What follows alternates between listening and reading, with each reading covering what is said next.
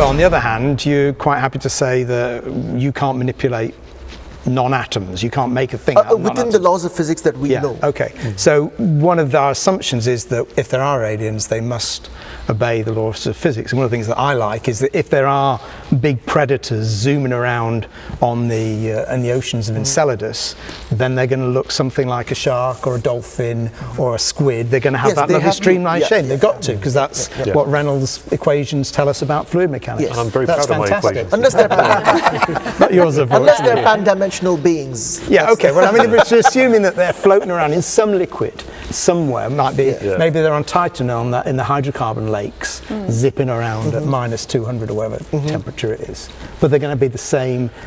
So there are laws of physics which are going to constrain what they could look like. Yeah. Yeah. Matthew, you can go even. So, yeah. And so they're not going to have radar. They're not going to see by radar, because if you're going to see radio waves, because you'd have to have such a huge, great big head antenna. I don't know really. Not necessarily, no. Our sensory system is tuned to the peak spectrum of our sun, so we have optical in our eyes.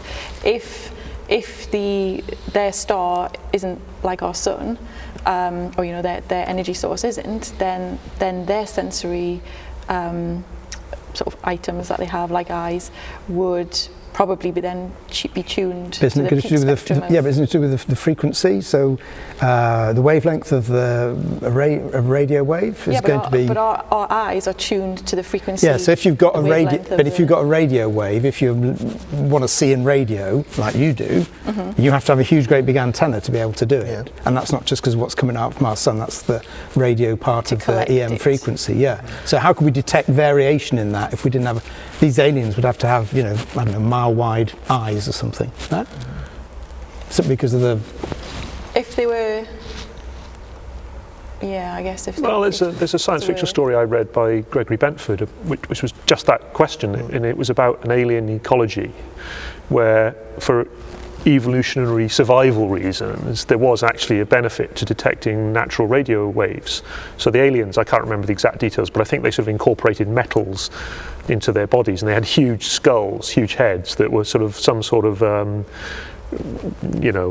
synthetic aperture or something like that, but they were functioning with radar and radio as their perception, and it was all made to be really convincing. So I think the argument there is that if there was a survival benefit from detecting radio waves, we would. Yeah. I mean, pigeons sense electromagnetic fields, don't they? They do, which is amazing. We didn't really know that long ago. There's this question of essentially if these aliens would look like the things that we know on Earth, or it would be like walking into the Star Wars bar and they'd look different. And I was talking to a journalist from Bangladesh the other day, and about they have the first science fiction movie being made in Bangladesh, and one of the questions he asked me was, will these aliens be worried about gender? Will there be issues between men and women, kind of thing?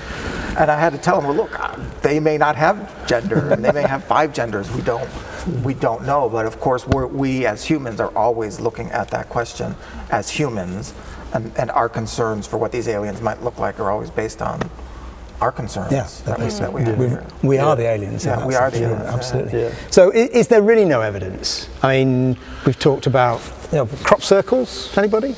Crop circles. What happened? All those UFO sightings. It was the Led Zeppelin mothership. Come on, everyone knows that. I don't know if he caught me on camera. I was trying to roll my eyes there. But seriously, what the UFO sightings, which mysteriously disappeared once everybody started getting mobile phones with cameras in them? 77% of Americans think. Well, Jimmy Carter, when he was in the Jimmy Carter was when he was actually working as in the Navy, he reported a UFO, which was Venus, which shows you what he knew about navigating by the stars. But is there any evidence? So we talked about Arecibo and the WOW signal. And what was that? Was it aliens? What do they think it is? Well, the WOW signal is one of those sort of enduring enigmas, and I kind of wonder whether we'll ever get to the bottom of it. But I think there's a pretty good line of argument that it was something up in space. It wasn't. It wasn't a bit sudden message that appears. Yeah, was it 1977? And he writes "wow" next to it. Yeah, and it was a very strong, concentrated around a very narrow energy band, wasn't it? Yes, 1420 megabits. And it lasted for a minute or so. It wasn't just there and gone. But they never saw it again. But I think there was a good a good argument that it was actually something coming from space, whether it was like a military satellite. I mean, I think they sort of tried to eliminate that.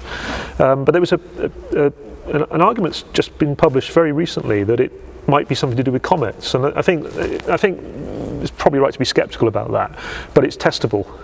So we may have these a comets are coming back. Yeah, so either the same comets or similar comets are going to come back soon, and if it turns out that the tails of comets emit radio waves in a way that might have looked like the WOW signal, then we can sort of put that one to bed. And in a way, that'll be a little bit sad. I mean, it's great for science, not sad, isn't it? Yeah. Well, it's the same with the alien megastructures that they thought were around, or the comets. Well, I think the alien megastructure, I think that's going to turn out to be really interesting astrophysics, no matter what the, Well, even if especially if it's an alien megastructure. if it's not aliens, it's something really weird anyway, which will tell us a hell of a interesting to astrophysicists. Even just the structures we're seeing on Pluto and things at the moment, I mean, they're amazing.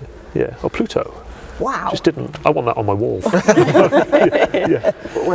When Frank Drake and Carl Sagan first turned on the Arecibo and looking for the thing, I mean, they just got bombarded, and they thought, oh, we've hit the jackpot. I mean, this is this amazing thing, right? And so when Jocelyn Bell Burnell, that's what they called it, right? The little green man signal, right? The anomaly that we realized it was pulsars.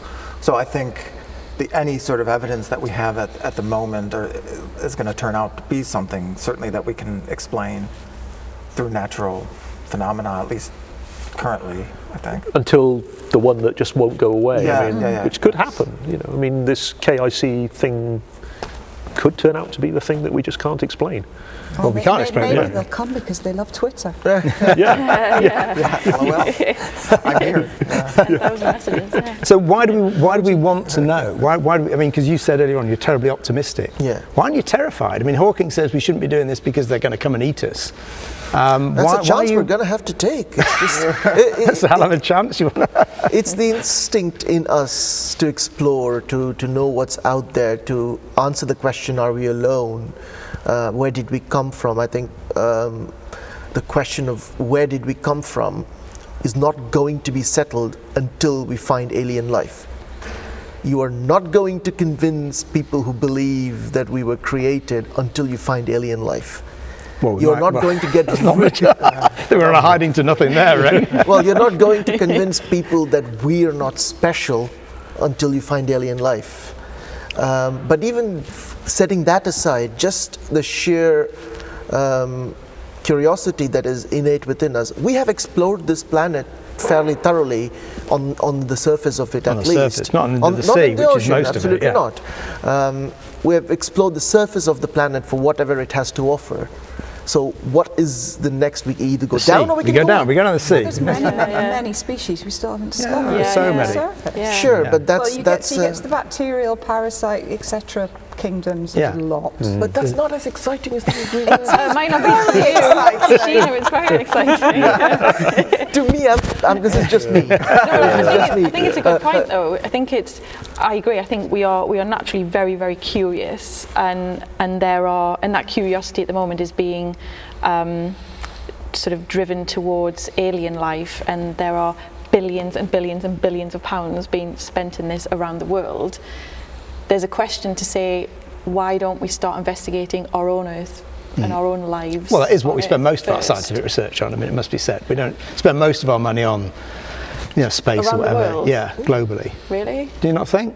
Well, if you think about the cost of something No, like I'll the change my International mind Space now. Station or something like that, Well, I let would me say put that's things in probably a lot more perspective. costly than putting. I think that's No, very no, small It's a lot more than my part last grant, of that's the for certain. budget. Well, the entire 50-year budget of NASA is smaller than the bank bailout. The entire 50-year budget of NASA is smaller than the amount of money we gave the banks to get them out of the hole they dug themselves into.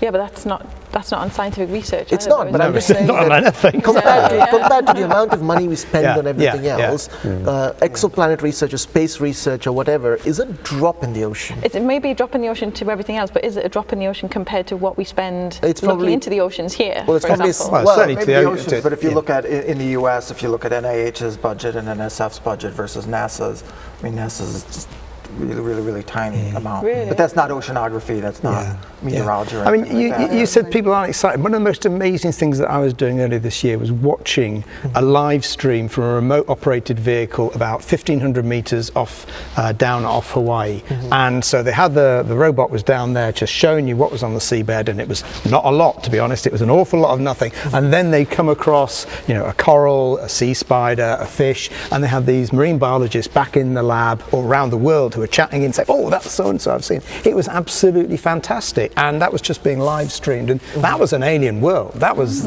like what you might hope. You know, why go to Enceladus? You can see it down there off Hawaii. Students going out to Madagascar and they're finding new species out there, you know, and that's on land. So there's still so much. Look, if you're someone with a broad interest in science, you don't want just the one question answered. You want everything. I mean, I want to know about what's in the oceans, what's in the rainforests. I want all that stuff. Well, one of the things that annoys me is that why did it have to be James Cameron who took a ship down to the Mariana Trench? Why can't a real scientist have done that? Why couldn't a real scientist have got the funding to go down there and do that stuff? Because he's got lots and lots and lots of money. I got the money to do it. We're all scrabbling around with coppers. Yeah, I mean, I think back to your question of, I mean, or your comment that, they go and they find these species and they get excited. But imagine if we found a species that's on another planet. I mean, the excitement level would just be it would be. It would transform. I mean, you're right. It would transform everything. Even if we find a genuinely Martian bug living under the soil on Mars, that would change everything. Change everything. I think you can see that beautifully. That sort of the 6 months or so of excitement we've had with Pluto and Mars and the comet. You know, it's been wow about space at the moment. It's been genuinely, really has captured the public imagination. I don't think the excitement about space has been this high since man walked on the moon. I think some of it's because we do have a British astronaut in space now as well, and so you sort of.